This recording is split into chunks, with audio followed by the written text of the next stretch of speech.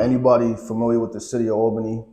This brother to my right needs absolutely no introduction, but please introduce yourself to the people. My name is Eric Thompson. I'm the current coordinator for the Violence Prevention Task Force, but I'm a community member that cares about the people of Albany. I was a supervisor for 518 Snug for a number of years, and I've gained an understanding of the potential of the people in this community, and I'm here to foster that. Lovely, lovely. So my brother Eric here is also a member of Brothers United. Indeed. BU. BU. So at our last meeting, you brought up a very interesting topic, and it tied in so much with real estate. I said I had to get you here. Let's have this conversation. Let's get it out to the folks. Let's do that. Can we revisit the Albany? Where did the name come from? Well, it's unfortunate that history is often hidden to shape the landscape of thought, as opposed to allowing history to be what it is, and then we make good, we find good perspectives from that point. We want to hide history and play a shell game and a con game, which is no good for the people at the end of the day. So the discussion of Albany, we have to go back to 1628 and recognize that Albany means white land. Right? And we can run with that in many different directions. But I think the most honest way to look at it is that's the way America was intended, to be a white land. During the 1790s, there were more enslaved people in Albany than in almost anywhere in America. And I think we fail to realize how that history has impact today. How our children who are in crumbling communities, it didn't start with redlining, but redlining has become a great identifier, an indicator of the grave impact that racism has had on Albany. So redlining is the practice of lenders not providing financing to specific areas based on a rubric created by an organization funded by the federal government, right? So areas like Arbor Hill, West Hill, the south end of Albany, certain parts of North Albany are all areas that were at one point or another redline that have now seen over generations continued disinvestment. We also have to keep in mind that redlining is a piece of a tapestry that has created the situation that we're in. When you think about redlining, you also have to consider white flight. The practices were manifold to create the current situation that we're in today. I go back to the GI Bill, which allowed white flight to take place. We in the world where people got this concept that I don't want nothing from the government, and if the government does anything for anybody, then it's entitlements, and we against entitlements. Half of these people that live in these suburbs, those funds come from an entitlement called the GI Bill. Now, that would have been beautiful if everybody that fought in World War II would have had access to the GI Bill, but because we're dealing with segregation, African Americans had no access to that same GI Bill. They had no access to the same funds that would help them go to college after they left the military. They had no access to those same funds that would help them purchase a home and then begin to start the stages of generational wealth, because that's what we're dealing with when we're dealing with home ownership. When you have an opportunity to go to college, that education becomes another form of generational wealth. Not tangible like a house, but tangible in the sense that if you have family members who've graduated college and you can see them in front of you as models, as examples that this can happen, that fosters a belief that it can happen for you. But once you have the reverse, once you don't have anyone, I know certain families where you still don't even have a high school graduate, or the 18-year-old right now today is the first high school graduate. Right? We got to understand the lack of human capital that is not being accessed just by virtue of people not being able to see beyond their doorsteps. And redlining had a lot to do with these kids today not being able to have the future that they could have. But I'm not a person that's just lives in the past. I'm just using using this conversation as a moment for us to stop pointing the finger at the wrong people. And it's not even just pointing the finger at the city, because the city is a product of, we got to understand that Albany was corrupt for a very long time. Very long time. Right? I'm not sure if you're familiar with Erastus Corner. I am somewhat familiar. Right. I have not done the research to the extent that you have, but.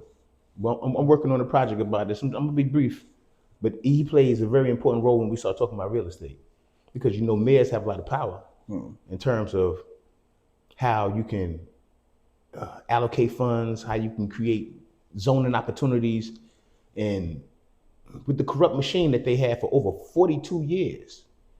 We gotta understand, Erastus Corner became mayor in 1942 and didn't end his term until 1984. The 1940s were probably, inarguably, the highest period of lynching in American history during the 1940s. But getting back to Erastus Corner and McConnell, in which they called him McConnell, they called him the boss of Albany, right? He was an enforcer. I would say so, Frank Nitty style. But they collectively, along with the rest of their capos, they were called the machine. And the machine knew how to get votes, and the machine knew how to franchise some and disenfranchise others. And like I said, all of these different factors come to a head when we start seeing our kids standing on corners with no hope. When we see our kids on the corner of South Pearl and Morton, or Madison and Grant with no hope. And I hope those that are listening to this don't use this in the wrong kind of way. Education and knowledge should empower us. If we have a great knowledge of the past, then we won't repeat it. And that's really my goal, for us to understand how we got here and use the tools that we need to get out of the situation, because I'm not here just to present problems, I also have solutions. Understood. And we're at a point now where leadership is changing, hopefully for the better, that can implement some changes that can redirect some of the impacts, right? She's probably the first face of a new way of looking at the holistic, or the oneness of Albany, right? Like say we get Erastus Corner until 1984. Then we have Thomas Michael Whalen, who was pretty much handpicked by Erastus Corner to be his predecessor during the time he was ill, and he ended up having two terms. Then you get to Jennings, who probably was the biggest shift from the machine after coming from Erastus Corner and McConnell. And then you get Kathy Sheenan. Much respect. When you have a set of people that hold on to power and don't see the beauty of sharing that power, you end up with a system where people get disenfranchised. And up until Dorsey Aplis and how she presented the equity agenda, which I advise everybody to take a look at if you get opportunity, the equity agenda, it speaks to the historical injustice and the generational trauma that has come along with a government who has cared more about being in power, as we say, more about the people in power than the power of the people. I believe Dorsey is more about the power of the people and not so much the people in power. African Americans have been in Albany since 1628. That's 300 plus years of living under a system where you couldn't see somebody that you could identify with. But then we got to recognize in America, there have only been 3 black governors that have been elected in the history of America. These are things I sometimes don't, I wonder if we really process enough, because we should be putting inside our kids that you need to be the first. I don't care what state they in. This is deep. And me being me, everything to me circles back to ownership, right? Circle back to be invested in the community. We have something like 60% of the residents who do not own in the city of Albany. So how do you see the ownership factoring into the violence that we see currently? And how do you think increasing home ownership, as well as the education of it, can impact some of the changes that we want to see within the community and the violence that we see? And that's a great question. Violence is a product of disenfranchisement on many levels.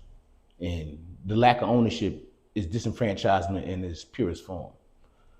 Let's think about gangs. I'm a national gang specialist as well as I'm about to start my own nonprofit purely dedicated to gang prevention. Let's take gangs and bring them into the conversation. One of the biggest reasons that gangs go to war beyond money is over turf. We own this block radius, and anybody coming into it is trying to do something in it that don't get our green light is gonna have a problem. Now, in those same communities where this exists, where you got turf, and you got gangs that protect their turf, how much do they own in those communities? In most cases, nothing. So the same streets that they killing and dying for, they don't own anything on. Now let's take it to a neighborhood where people own all of the houses on the block. The last thing they want is killing, right, and death and destruction. The last thing they want on their block is that to be visited on their block. Let's go back to just the fact of a lot of times, many people in our community think history started in 1619. They think it starts with us in being enslaved, being owned. A lot of people's first understandings of African history is being owned. So beyond even ownership, being property, not having a voice, not having a choice, not having a future. A lot of our kids are taught that that's where their inception begins. So I came up, remember in the African-American meat market, remember in the African-American corner store, African-American barbershop, African-American restaurants. That wasn't that long ago. So you can't tell me that if we don't begin to empower our people with the tools, empower our people with the motivation to believe in themselves and to believe in their human capital, that we can't get these things going. That's why I'm all for the economic revitalization. But my thing is, a fool and his money is soon parted.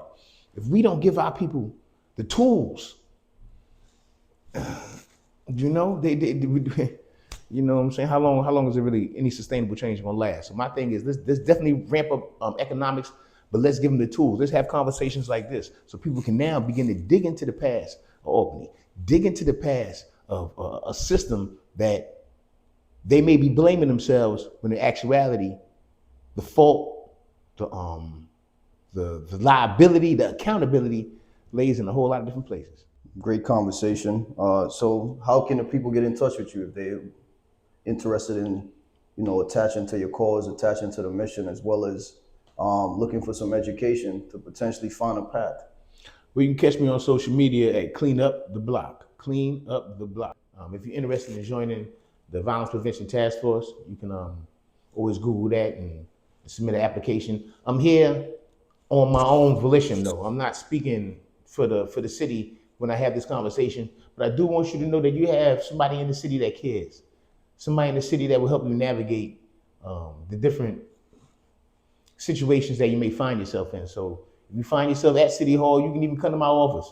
You know, come upstairs to 204. My name is Eric Thompson, and I will help you in any way I can, because I believe that together things change, right? It's like the power of collectivity is an amazing thing. If you can hear one voice and it can touch you. You can hear 3 or 4 voices and they can touch you. But when you hear 20, 30 voices, like a choir, it just they don't even have to have microphones. And it just tear the top off of a room. So that's the power of collective working together. You know, we like to sleep in giant. Community members who care, community members who know better, community members who believe that tomorrow has possibility. And we can't just put all our cards in today. We gotta move forward in a positive way. And I thank this brother right here for having this kind of conversation, because this is the way seeds are planted. And I'm a firm believer in planting seeds and growing trees. And that's the purpose of the legacy building, right? We are here to promote Black excellence. We are here to promote generational wealth. We are here to promote community change in the most positive of directions. So indeed, I appreciate you coming out, brother, and I look forward to continuing. Indeed. One more thing for the people. If you take a map of redlining of Albany, and then you take a map of the highest crime zones in Albany. They'll fit perfectly on top of each other. Byproduct of that disinvestment. Exactly. The criminality is not due to the lack of morality. The criminality is due to the lack of resources, the devastation of a people, the inability of a power structure to share that power. And we ain't going for that no more. This is 2025. We working together. We standing together. And our children deserve it all. They deserve the best. They've been held back, put down, and counted out for too long. I'm never going to do that. I'm going to uplift them, raise them to the highest, the same way other people raise their children up. That's what we're going to do for ours. One love.